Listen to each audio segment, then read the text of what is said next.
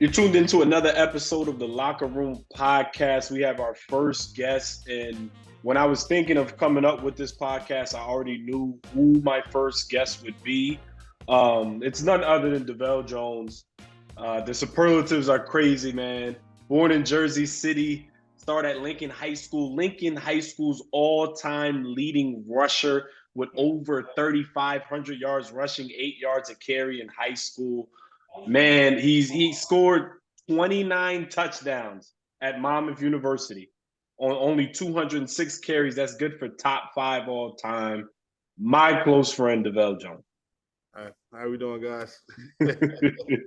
How you doing, bro? I'm all right, man. I'm all right.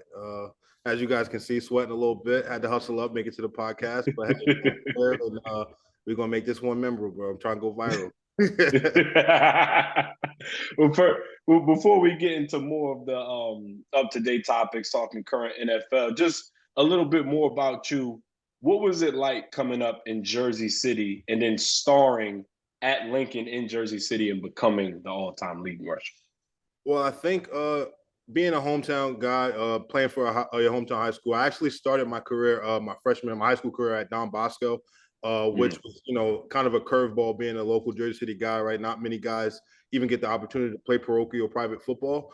But, coming back to Jersey City and kind of being able to play at a high level and kind of mark my legacy as this is one of the schools, this is like all the people I know are going here and all the coaches that coach here are guys that I knew as a young kid. So just being able to come back and perform and play at a pretty high level and even take us to the state championship for like the first time in like several years. I think it was super, super great for not only me, but the school, the exposure. And, it felt almost unreal at times, just, so I don't know if you guys know this, but in Jersey City, like every high school, it's like 7 high schools, we all play at one football field, right? St. Peter's, Lincoln, Snyder, First, the whole list of them, we all play at one field. And the fact that, the recreation, the youth teams play at that same field is always like, all right, this is home. This is all the people that I know that can love and support me, that could come and just show out and be there. It was just an unreal feeling, just seeing that stadium packed every week and just, just knowing that you got the city behind you. It was a feeling that I felt never before. Like it was an unreal feeling. Absolutely. And when we talk about Lincoln High School, you kind of resurrected Lincoln High School. It wasn't a high school that I think was super known for being dominant in football. You kind of changed that narrative. Did you feel like a certain weight on your shoulders? Because by freshman year, you were already really good. But sophomore year, like you burst on the scene, like going at his Jack. If you ever get a chance, you can look up his highlight tapes. Like his sophomore highlight tape is insane, and it could be better than his senior highlight tape. And that's saying something because he took his team to the state championship his senior year. Yeah. So did you feel a weight on your shoulders having to carry Lincoln to those heights? Yeah, so absolutely. Like I said, well, when I pulled up to Lincoln, we went to the playoffs like every year I was there, sophomore, junior, senior year, and every year we progressed further and further into the playoffs. And prior to me arriving at Lincoln High School, the last time those guys had a state championship finals appearance was the last all-time leading rusher, which was a guy that I idoled growing up. Funny story, and hey, you guys are my guys. So I actually had his 8th grade picture. His nickname was Ty Boogie, but Tyrone Stevens. I had his 8th grade picture on my dresser as I was playing youth football, and it was like, all right, we practice on the same field those guys practice on. So I'm in 7th, 8th grade. I'm looking across, seeing the current all-time leading rusher, and I'm like, man, I want to be like that guy.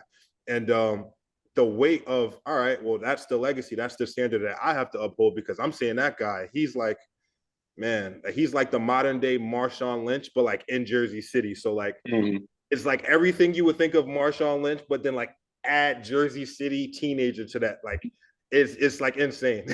But that's funny because if he was in your state championship game, you were compared to Marshawn Lynch. So it's funny that not only did you take the rushing record from him, you also kind of had a similar style to him by your senior year as well. Yeah. I think, I tell all the people, because I coach as well, and I train running backs and stuff like that. And I always tell these guys, man, you got to have someone that you think is the next thing smoking. You got to have someone that you can look at and say, all right, I want to do what he does, and how can I take what he does, add it to my game, and not only make it better, but make it my own. but then not only just find one person to do that. All right, once I steal that from him, all right, well, who's the next thing that people think that are the next person that people think are good, and what can I take from his game and add it to my own? So I kind of looked at it like, just every year just working on something that I can take from one of the premier backs. I mean, at that time they had Savon Huggins in Hudson County, local famous guy, but local popular guy, Dante Carter. I think he had the meanest stiff arm in Hudson County. That was something that I really prided myself on, trying to steal that. And then just running really, really mean like Ty Boogie. That was like some of the things that I kind of wanted to implement and add to my own game. So I mean, it was easy because you saw these guys every day. Like you catch this guy walking down the block and you're like, hey man, what's going on? You shoot the breeze with him. It's like, hey man, how do you do this? And what makes you do that? And he's just like, hey bro, sometimes in life you got to do what you got to do. And he always said, hey, at the end of the day got to end. And I didn't know what that meant at the time, but basically I just use that as a working hard reference. And like, no matter how hard a workout is or how hard you're getting pushed, like it'll end. And the best part about it is, hey, you got to clock back in tomorrow. So just stealing things from other guys and adding to my own game, it was definitely a good thing. I feel like it definitely helped me be a better person, be a better player. Absolutely. Yeah, this skip over your college career a little bit. And you said you went back to coaching. What's that opportunity like? You get to you were in that position once. You had a coach maybe that really made an impact on you. So what's it feel like to kind of be in that position so that, a running back, like you just said, they have someone to look up to. They need someone to look up to. You had someone to look up to. The guys that you have now, they have to look up to you. You're their coach. You have all these accolades. What's it like to be that kind of person for somebody in the generations coming up in football? Right. So funny thing is, and I kind of always tell this during my old diatribe of my upbringing, is that, so me personally, I can't say I had a running back coach until my senior year of high school. Prior to that, of the first 3 years, I mean, obviously at Bosco, I had someone who kind of knew what they were doing. But when I went to a public school, and a lot of the time at public schools, you'll find coaches that kind of are just either just coaching to get the money or just coaching because it's something to do. And so my coach was actually a baseball coach at the time, and he was kind of just, filling in as a running back coach. So it wasn't really much that he taught me as far as a runner. But he gave me something that I value pretty much more than teaching me how to play football, because I thought, as a raw talent, I think I can do it a pretty good job myself. But he gave me kind of that positive man figure in my life that I think is like super, super important in like urban communities and like urban football teams, that not only are the coaches knowledgeable, but also good human beings, right? Because I think in Jersey City, you kind of miss that a lot. But being a coach now, I'm just trying to be everything that kind of I didn't have and kind of wish I was prepared with. Like, I mean, you name it, from learning how to pass block and learning how, my college coach always said, and he's one of the best college coaches on the East Coast. Shout out to Sam. 100%. Sam Dorsett, one of the best in the FCS. Yeah, he's really, really good. He always told me, right, in life, there's ball carriers and there's running backs, right? And so kind of just learning that, and the fact that like anybody can pick up a fumble or a loose ball and then run it and score. And it's like, all right, that guy's a ball carrier, but setting up your blocks and things like that, that I kind of did naturally, but didn't really understand the meaning to, like, all right, if I do this one way, the guys are going to react this way, which is going to set up this and X, Y, Z. And just kind of being equipped with all of that information now, having already been through high school, been through college, played at a pretty high level. And, personally, I feel like I did a pretty good job at it. So having those accolades and that experience to bring back to the youth and the kids in Jersey City that, one, aren't exposed to that, but then also combining that with just being a genuine good dude, is like something that I think is like the pride and joy of being a coach. And not to mention, I coach at a top 3 high school in New Jersey like every year. And it's going on my second season just ended. So, having a good group of kids and then being able to instill in them what I've been taught, I think it's a hand in glove fit. Absolutely. And going back to college, and you talked about just now, things that you wish you knew, things that you wish you were taught growing up and coming up as a high school running back that you're now giving to high school running backs. What was the adjustment like going from Jersey City, inner city kid, to Monmouth University, going from the man, the school's all-time leading rusher, could do no wrong, to now transitioning to Division I, double A football, where you and I both know it's a whole different animal? Yeah. I think simply put, man, you know, in high school and you get a scholarship in high school, you're pretty much that guy or one of the guys, right? But you get to college and it's like, all right, well, 50 of these guys are also the guy. So you kind of get caught into a sticky situation where you kind of have to you have to self-check yourself, self-check your ego, and kind of put that thing in, you know, balance, checks and balance with it in regards to not feeling like you're entitled and anything should be handed to you. And I think that was, I wouldn't say the biggest thing, because even in high school, it wasn't just all right, you're good, give them the ball and go. You kind of have to earn it in Jersey City. That's kind of what it is in Jersey City. It's a, you know, roughneck, you got to earn your stripes type of deal. And then college was pretty much the same thing. I mean, obviously, any guy who walks in fresh onto a college campus is like, hey, man, give me the ball. I'm going to ball out. But it's like, no, you aren't even halfway to where you need to be. And I think to me, that was something that I had to deal with and kind of internalize, and also just, you know, accept it for what it is. Is like, I don't know everything. I'm a raw talent. Like I said, I've only had a high school running back coach for 1 year of my football career, and I've been playing ball since 7th grade, 6th grade. So I get one coach my senior year in high school, and I don't know everything. So kind of being able to sit down and understand and listen, right? I think the biggest problem with urban city kids is that they think they know everything, and I was once that guy. And being able to take the coaching and understand that it's not high school, man. You can't just grab the ball, hit the edge because you're one of the fastest guys out here. Like, nah, man, that DN also runs a 4.6.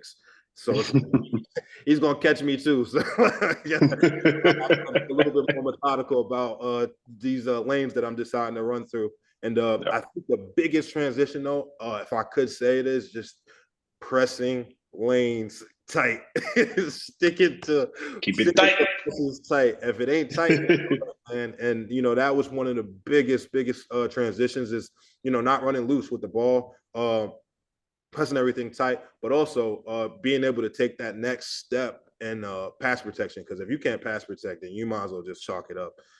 You got to be able to protect the ball. You got to be able to protect the quarterback, because that's the main focus in any football team, is the quarterback. So if you can't do those two things, you're pretty much going to have an uphill battle your whole entire career. So once I kind of took pride in those things, I mean, it also helped being 6 foot, around 250. Yes. So it made definitely 250 while we were playing. That is 100% true. Yeah, probably 4 pounds off that mark right now, but but yeah, man, just learning you know, what works at the college level, and understanding that whatever worked in high school might not necessarily just be as easy, and might not work at all at the college level. So you got to find that balance and kind of be coachable. Yeah, I love that you said be coachable, because you go into an environment, it's totally different. Like you said, that jump, I don't know what it's like to be a D1 athlete, but I do know that a transition from high school to college is a real, like, ego check, no matter what you do, whether you play a sport, whether it's anything. We are the Locker Room Podcast, so this is kind of a 2-part question. One, how is Sam as a teammate? Be brutally. I want brutal honesty, because I've known him for only a couple of years, and I know I have some things to say, and there's some things I want to hear. How he was at Monmouth, and two, you know, what other, you know, factors in a locker room, like you with these guys in Monmouth, you came from all different parts of the country, and you had to become a team, and you get new guys every year. So what are, like, big things in the locker room that kept you as a team and kept you all together? Well, I think to answer the first part, damn, that's a good question. and I got the answers. Trust me, I got it down. To answer the first question, how Sam in the locker room and what type of team it is, that Sam is, I think, I don't think, I know, instant chemistry since the moment I met the guy. I think me and him are like, it's almost scary because we can kind of finish each other's sentences at this point. But as a player and as a teammate, man, he was the guy that was like, all right, Jones, because me and Sam actually played against each other in high school one time. Yeah. I'll let him. His ass. Let him have it. So he says, you know, hey, I can't dispute it per se. I think I had a pretty good day. It was like a quad scrimmage. There was a lot going on that day. He had a pretty good day against the other teams, not against me. Well, I mean, he also had an NFL player as a teammate, so that shout out. But no, man, as a as a teammate, man, he's exactly what I would think your experience is with him, man. He's that guy that's going to walk in, brighten up the whole place, keep a smile on him, and he's going to tell some jokes, whether you having a bad day or not. You're going to hear them jokes. Always. And you know, being a guy, I feel like me and him have a similar upbringings, same type of background and demographic and things of that nature. So it was like a hand in glove fit. Like peanut butter and jelly, man. It was honestly it was like we were like inseparable. You couldn't find him and not find me. So as a teammate, man. Immediately. And then also, you know, like he said, all those accolades I had coming in as a freshman in college, right? I didn't even play my freshman year. I got surgery on my ankle, and Sam was right there with me throughout the whole thing. Just being supportive, telling me jokes. And the thing that we kept telling each other was like, once this ship turns around and we become those guys, like, we know that me and him are locked in. And at the end of the day, that's my brother. And you know what I'm saying? We're going to have each other's back throughout the whole thing, for the better or for the worse. And that was kind of something that I felt like I needed at the time. But also it kind of was like, all right, he's a bookworm. I'm not. Wait a minute. I always had really good grades, Jack. Bookworm. Very good student. Very good. I was a paper writer, so I liked writing papers. I was good at them. Naturally good at them. I just like writing papers and reading. You know, like I always just naturally got good grades. He knows I would be in classes busting jokes with the professor. I mean, every professor how he got away with this. I don't know every how. time. I don't know. I made professors laugh in class. That was what I would do. But I had good grades. I would keep at least a B average. You know, I rarely had C's in college at all. You know, I don't know. I guess school was just kind of natural. But I want to ask you we got a lot of memories on and off the field. I'm going to ask you your favorite, maybe top 3, top 5 memories while we were at Monmouth. But there's a couple that I have to say. I remember when we first became close friends. Yeah. And we became close friends. Literally, we're at practice one day. And I think I'm on the sideline, I'm watching, and I think you called a swing. I think it was a swing or something. And I do K Butt. He's actually from like the town next door, Piscataway. Kev Butler came and laid the wood on. We're freshmen. You know, Kev was older. He came and laid the wood on Vel. And I knew, I was like, ooh, I'm like, dang. So he comes to the sideline, and we had spoken before, but it was kind of like high and by, you know, things like that. He comes to the sideline. I just remember this is how we became friends, literally. I was like, yo, you good, bro? He looked at me. He said, no.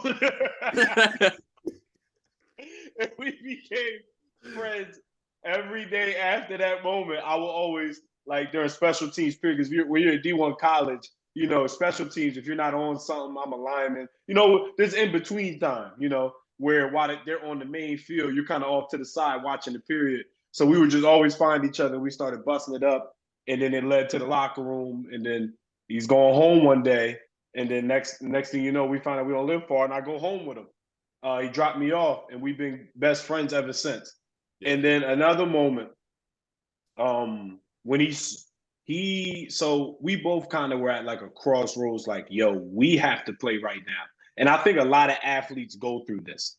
You know, you come in to college thinking, you know, everybody wants to be a star. We're all dogs. We want to play.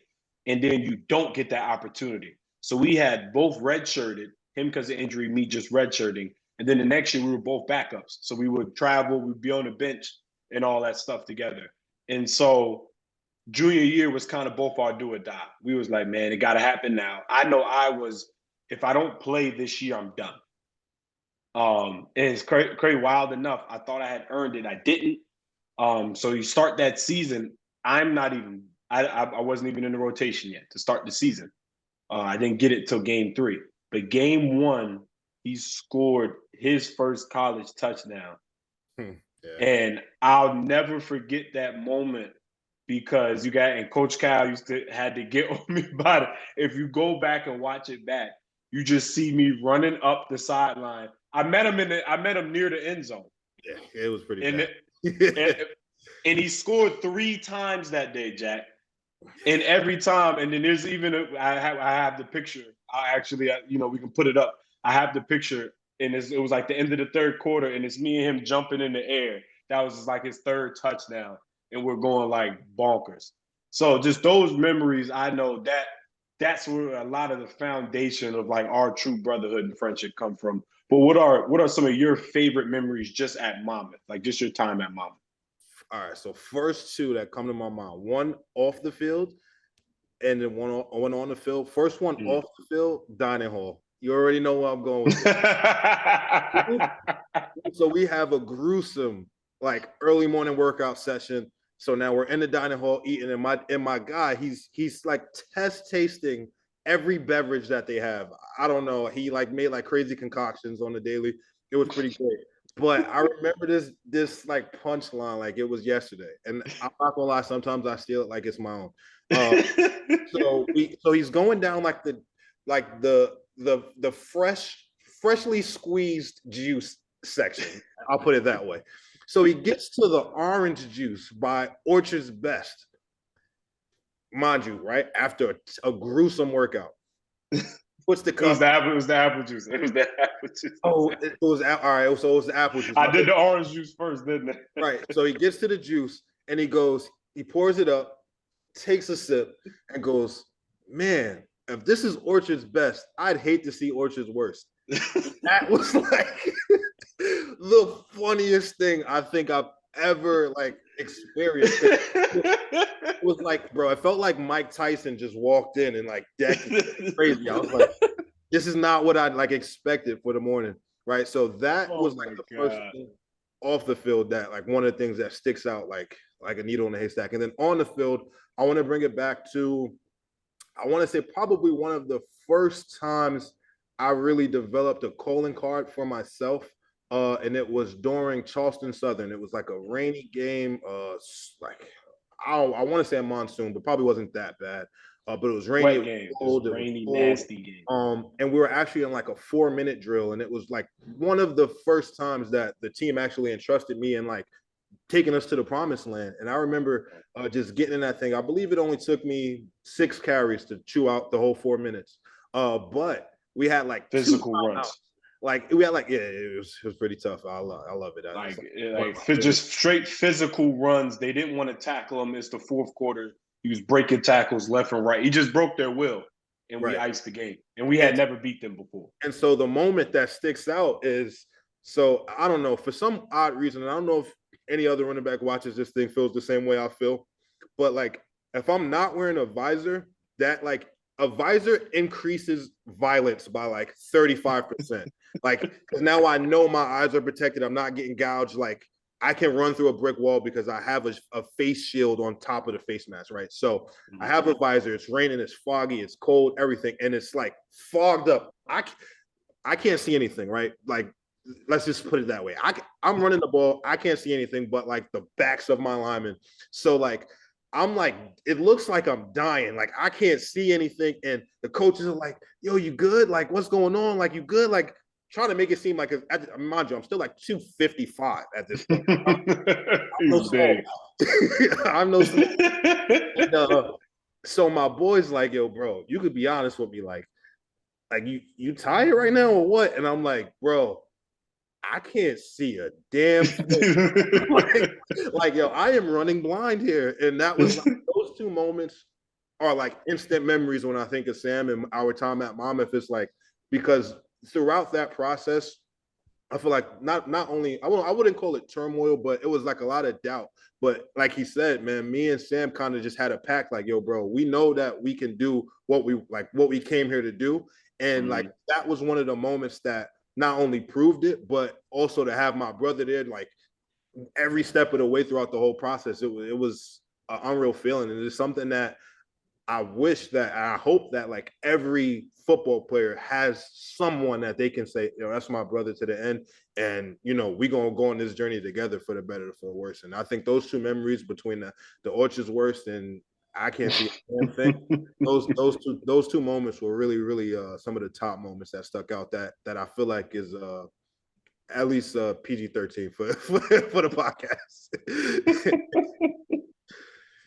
I just want to say real quick, I think like that last part of what he said is essential. I think when you go to college, when you get to that next level, you got to find good people and good people to be around and to go through the journey with. You know, your teammates become your brothers, but then there's that real brotherhood within that brotherhood. Just that lifelong bond. You know, I met lifelong friends in college, and having that makes the process, makes the locker room, makes going through all the workouts, you know, the long practices. You know, we had 2-a-days the first 2 years of our career. Thank God they don't do those anymore. You know, training camp is some of the hardest days that you'll ever have in your life.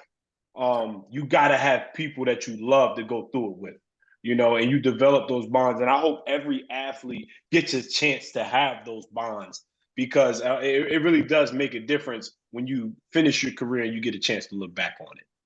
Yeah. Hey, yo, what the? Now it's time for our favorite segment. We got Devell Jones here with us to play AYO What the. This is where we talk about moments or something we've seen throughout the week, from last week to this week, that made us go, hey, yo, what the, you know? And I'll start it off.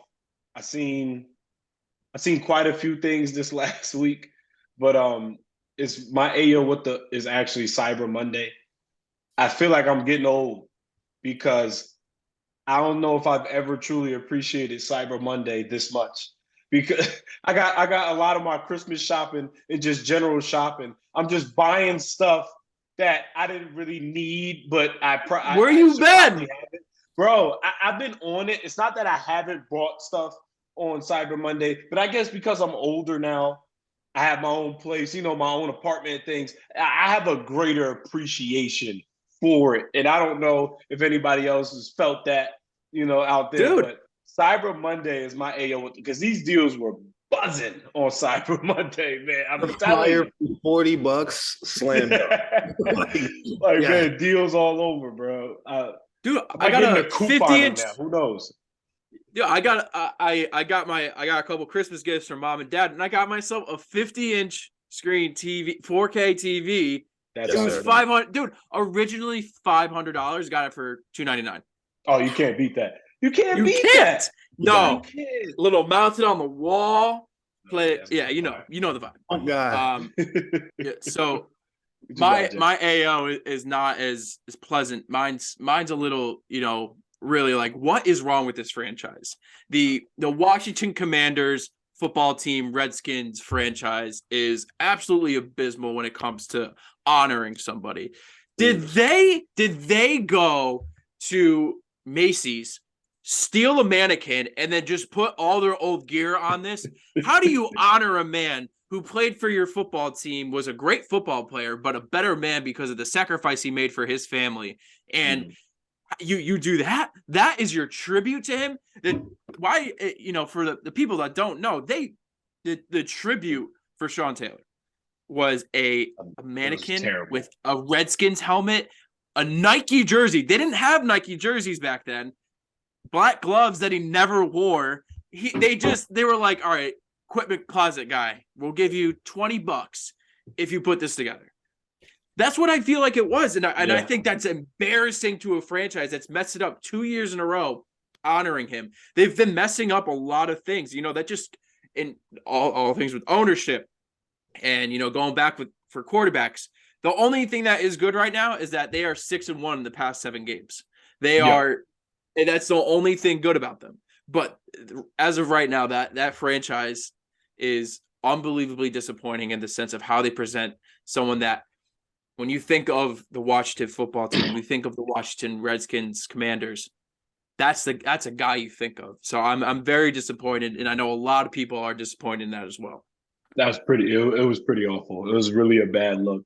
But first, AYO with the Devell Jones, what you got? What do we got? Yes, AYO. Listen, man, I'm a running back. I'm a running back at heart, for always and forever will be. So I'm gonna have to give my AYO what the to Josh Jacobs, and for a different reason. I feel like, I mean, we've all saw what he put together his final season at Alabama in 2018. Mm-hmm. So, like, my perception of what his standard and what his ceiling is a little bit skewed because I don't regularly watch Oakland Raider football or Las Vegas Raider football.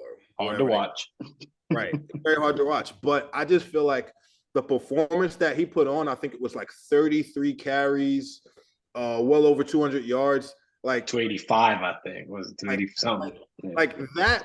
Like I looked at the stat sheet and I'm like, literally, hey yo, what the? Because well, obviously you don't expect a back to go for 285 like weekly, but my perception of what Josh Jacobs brings to the table and how he's been utilized, also like due to injury and things of that nature. But when he's healthy, I believe that he's the guy. Like you bring in Devontae Adams, but like you gotta feed that man, and obviously it goes as well as his health goes, but he just showed that he can do it. So now I need a little bit more of that, because I'm not gonna lie, like that is like I love good running attacks and smash mouth football, and watching a back do things that is expected of him, but also just to be able to shake it up a bit, man. I think that the game that we love and know is transitioning to more of a passing league. So when you get a guy to go for 33 carries over 280 yards, that is a sight to see. I loved it. I will watch that game probably again tonight just to literally watch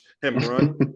Like it was that good, and to watch him seal the deal like that in overtime, it's like every running back's dream. So that's my AO. What the F? Josh Jacobs, man, that guy. Get that guy to Brock a little bit more this week. I'm with you. I just want to know how people they'll really getting into the nitty gritty. He took ISO lead 85. You don't call that play. You don't call ISO lead to go 85. And that's we line it back up again on the next down. Get me 5. Yeah, get you 4 to 5 in the cloud of dust. You don't call that to go 85 and ice the game. Like that's pretty insane. Like when you really think about it. Yeah, and then when you just analyze the way he ran it, it's like pressing everything, keeping it tight, high and tight ball, the acceleration and the burst to break away. And not only that, which I think is a really important key gem that I think is important for all running backs, is you got to be patient, man. When that ball snaps, you shouldn't be moving. Wait a second. Let the cake bake a little bit. Let those linemen get up to their double teams. And just to be able to have that patience and then just turn it on like that, like I said, man, it was a beauty to watch. And I just feel like for a guy with the skill set that he has, albeit he has to stay healthy, I want to see those type of games a lot more. And I think with the offense you got, I mean, Darren Waller's in and out of the lineup. Things haven't been as pristine and as clean as the connection should have been with Derek Carr and Devontae Adams. Like he's the guy that needs to be that consistent force of, all right, we're going to run this rock however many times, and we're going to get a $120. Yeah, that's a good game. We're going to get a $100 out of Josh and hopefully $190. Like that's my perception of Josh Jacobs, and that's why I'm giving him my AO for the week. Staying on running backs real quick, Jack. Can we get your top 5 running backs of all time? Top 5? Okay. Top all 5. Time or this season? All time. We'll start all time, then we'll do top 5 in the league now. And when I say all time, I'm going to open it up to college and NFL. Who are your just top running backs? Yo, that's a lot of people. I feel like my top 3 is pretty simple. I mean, number 1, without a doubt, hands down, I'm going Barry. Barry Sanders is I feel like the blueprint of when you're that 7-year-old kid and you watch.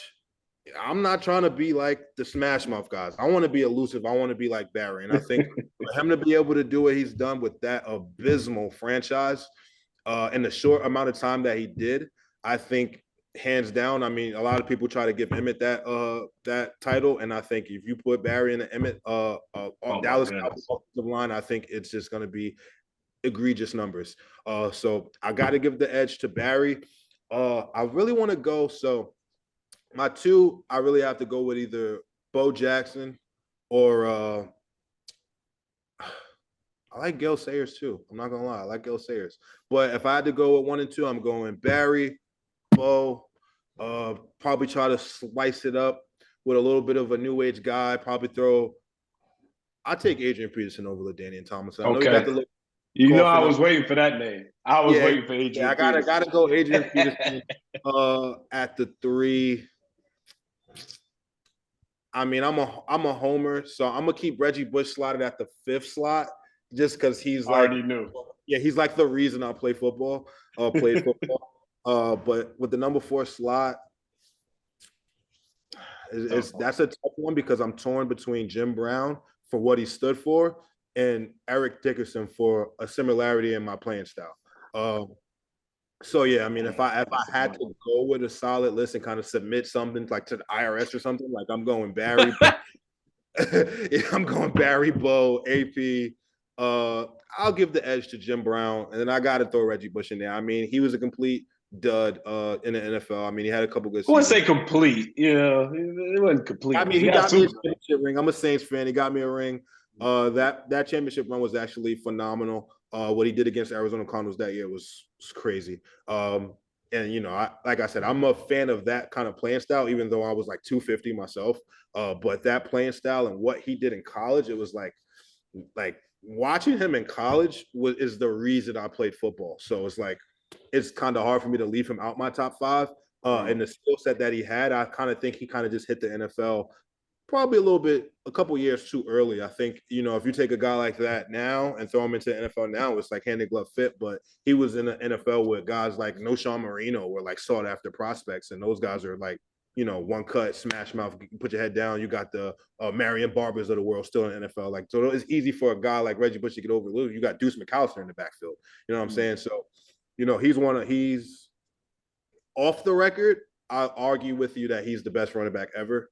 Him and Barry, but on the record, I have to keep him at 5. Barry, Bo, AP, Jim Brown, Reggie Bush. It's a sturdy list. You got no argument. You got no arguments from me on that one. I think that was really well thought out. So you got no arguments from me. Now, who are your top current backs in the NFL? Okay, so. Again, did we just talk about him? That's what I want. Is this the guy we just talked about, Josh Jacobs, in your top 5? No, absolutely not. No, absolutely not. Right now, he's not top 5. I mean, I gotta get some water. Right now, like after this weekend, well, I meant like this season. Like this season, he's been like a top 5 guy. Easy. Nick Chubb, Derrick Henry. You got Nick Chubb, Derrick Henry. Obviously, got to go back with Saquon for his bounce back. 5, so I'm missing 2 more guys. I'm thinking scary. I feel like this is way too soon, but I gotta give love, and I'm gonna put him at 5, so it's not like too off the wall. But Kansas City Chief Isaiah Pacheco, not Jersey City, but Jersey guy. Pacheco has had a pretty good season. I'd like to say he's made a difference. But so I'm gonna leave him at like knocking on the door at 5. But if I had to slide in some actual guys that actually been doing a pretty good job, I want to give some love to Miles Sanders. I'll probably keep him at 5. And for the 4th slot, my heart wants to say Jonathan Taylor. I feel like he started off pretty slow. He's kind of turned an edge, and he's picking up injuries this year. He had injuries this year. But so if I keep him out of it, I'll probably catch myself ending somewhere leaning towards like a Tony Pollard, just because of the fact of last year you heard you've heard the murmurings of give him the ball, less Zeke, more Tony, but now it's kind of like almost undeniable in an aspect of like if he leaves, he can be a number 1 anywhere else. So he's just doing them a favor of being a number 2 right here, because I think his skill set kind of it lets you know that if you give that guy 25 carries, you're going to be happy with the results. So I don't look at it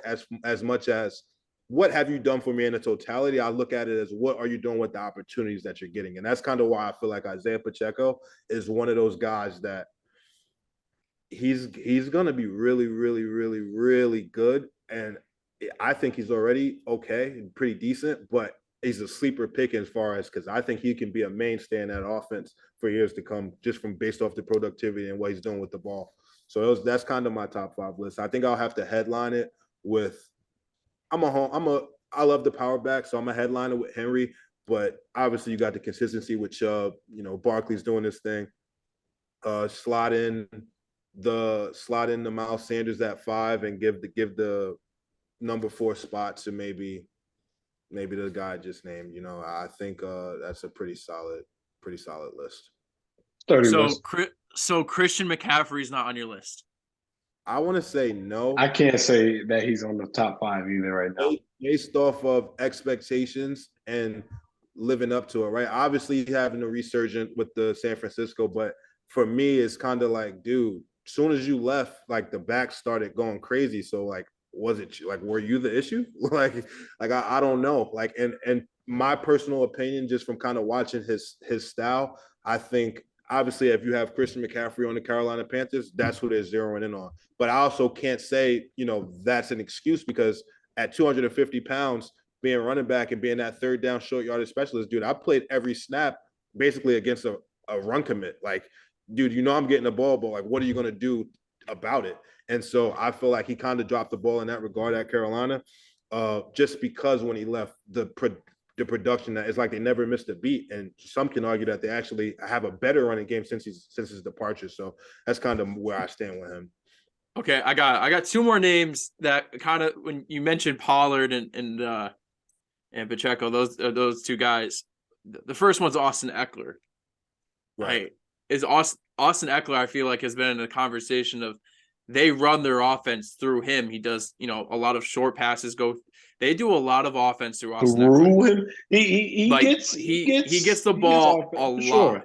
He gets the ball a lot. Everything goes through Justin Herbert, but yeah, he does get a lot. I'm saying, but they use Eckler a lot. Wait, I think if it's not too late to swap out my number 4 spot, I gotta it's go. Not. It's really not. I've been waiting for you to do it. It's not too late. Houston Texans, Dameon Pierce. He's disgusting. Yeah, that was the second guy. He's really gross. He is really good. Yeah. But as far as Austin Eckler, I think in that offense, right? You think of the Chargers, I think he's probably the third or fourth person that comes to your mind from an offensive standpoint. And I think a lot of his touches, obviously he's getting handoff, so that's going to account for whatever he does with it, which is good. He's a really good, solid running back. And I think when he arrived, them getting rid of Melvin Gordon kind of said, all right, yeah, they put their trust in him. But what I see from him as far as this pass catching is that a lot of it is, to me at least, it's just checkdowns. Like, Mike's not open, Keenan's not open, Tyrell Williams not open. All right, Austin, I know you'll beat the linebacker one-on-one. Well, they also haven't had a full offense this entire year without injuries, except for the first game of the year. So they have to use Eckler because he's been the healthiest guy on the field. It's not so much that he's the best guy on the field. It's more so that he has got the most opportunities, and then he's used those opportunities well. He's been a really consistent back. And if you're thinking fantasy, he's the guy. He's got like PPR league. He's getting, he's a great fantasy running back. Also, Josh Jacobs is. And quick story is that when I drafted Josh Jacobs, I don't remember which round I drafted him, but I'm in a league with a bunch of guys from Sacred Heart that I only know really 2 of them, and the rest of the guys, I just know in passing. Somebody, I don't know who, I don't remember which name it was. I wish I can go back into the chat and be like, this guy was wrong, but he was like Josh Jacobs, and he did like the messed up emoji. Josh Jacobs is the third best running back, and then I won because of him. But he's in position ranks. I'm pretty sure he's like number 3 in that position. Like he's been doing awesome numbers this year for a franchise that can't win a lot of close games. That's true. And a lot of parity at running back this year, honestly. Outside like the top 3, I think there's just a lot of parity, especially with Jonathan Taylor kind of having some injury problems and the Colts struggling this year. I think it's a great time to be a running back. I think it's the renaissance of the running back. A lot of the best teams now are having a better running game. And although it's not a lot of true bell cows like Derrick Henry and maybe Saquon, because Nick Chubb also has Kareem Hunt and there's kind of the dual running back system, I think more emphasis is being put back into the running game. And I think that can only be great for running backs going forward, whether in high school, college, or the NFL.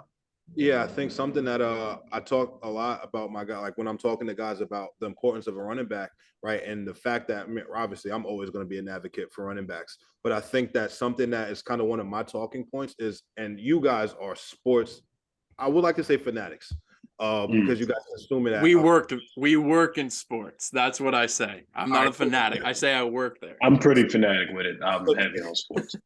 So you guys consume a lot more of it than the average guy. So I'll ask you guys, right? And I kind of want to get you guys' feedback. How far can you date back for a Super Bowl winner that had a bad running back? And not only for the game, I want you to think of like the playoff run in totality. And when I think back on it, it precedes my existence of what I've watched. Like I feel like every NFL Super Bowl winning team for that season had a really, really good running game. It probably didn't start in the regular season, but in the playoffs, it just magically appeared. And so that's my question to you guys. How far can you guys think back to a team that won a Super Bowl and their running back just stinked? Well, it just stink, but like the Chiefs did it without really a really good running game Mahomes' year. You say that, and then I look back on the running back that they had. I can't think of his name. I want to say wore something in the 30s. And but the play, like everything, even that game that they won the Super Bowl, like he was making those like we need these plays, and the running back was stepping. Oh yeah, true. It's true. That's true. You still have to have some type of running game, but the game, and especially in recent years, has been heavily passed. So I would say, but you always have to have a running game. Like you can't have nothing. So let's go back three Super Bowls in a row. Last year's Super Bowls winners were who? The Rams. And they had Cam Akers and the whole system of guys, but primarily it's the defense. Aaron Donald, we shutting everybody. Their running game wasn't that great. They had something, but I don't think they don't have a star running back. Neither Cam Akers nor anybody else they have is really considered that good today. And then the next year is Tampa, and the only guy I can think of is Fournette. Playoff Lenny went crazy. That's not Lenny did go. I mean, that's why I questioned it. I was like, he was good, but no, he was phenomenal. Playoffs. That's all that matters. That's what he said. Yes, and then your playoff runs during a team who won the Super Bowl. You have to have some running game. So I do get it. You can't just be one dimensional and make it to the playoffs, because play action is too important and things like that. But nowadays you don't have to have a star or anything at running back. But as long as you can have a couple guys who can do something, then you'll be successful. All right, I got one team in the past decade. Okay. The Denver Broncos, Super Bowl 50. Who were their two running backs? I don't know who their two running backs were.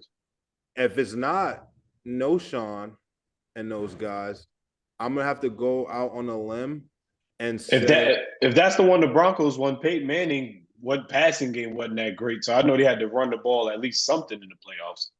No, I'm trying to think. If you say the names, because the names is going to correlate to the memories of watching that playoff run. So I'm drawing a blank. So I don't want to just.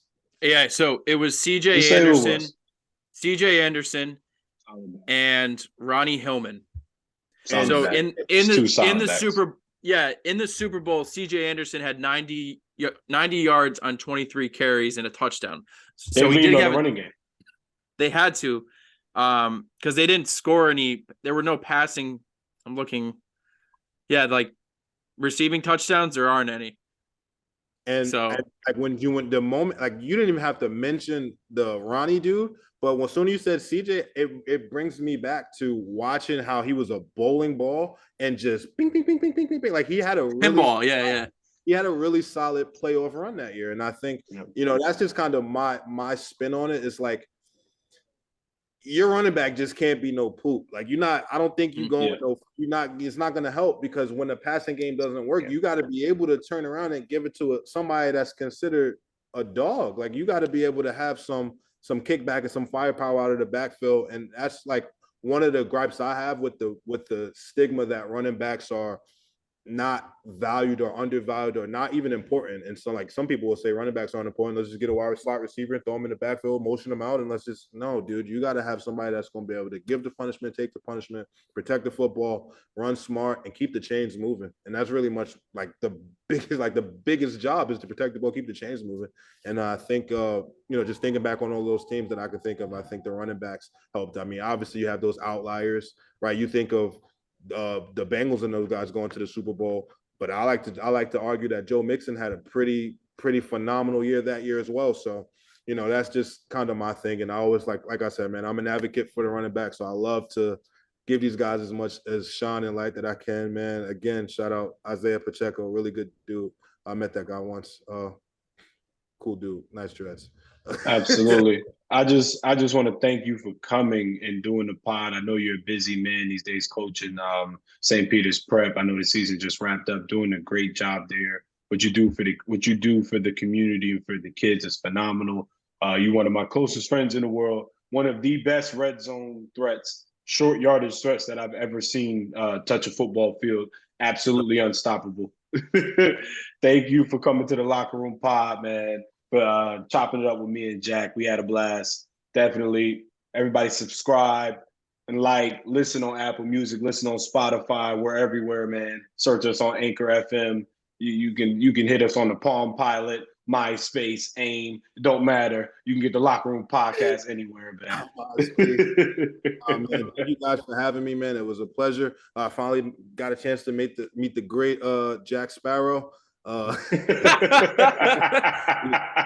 Always a pleasure busting it up with you, best friend. And hey, man, looking forward to obviously more podcasts. I've been subscribed since you guys made the channel, and I think you guys have a lot to offer. It's insightful, it's entertaining, and I'm loving what you guys do, and I'm just grateful and I appreciate the opportunity that you guys invited me on. I think it was a great time. Appreciate those kind words. Yes, sir. Absolutely. Peace out.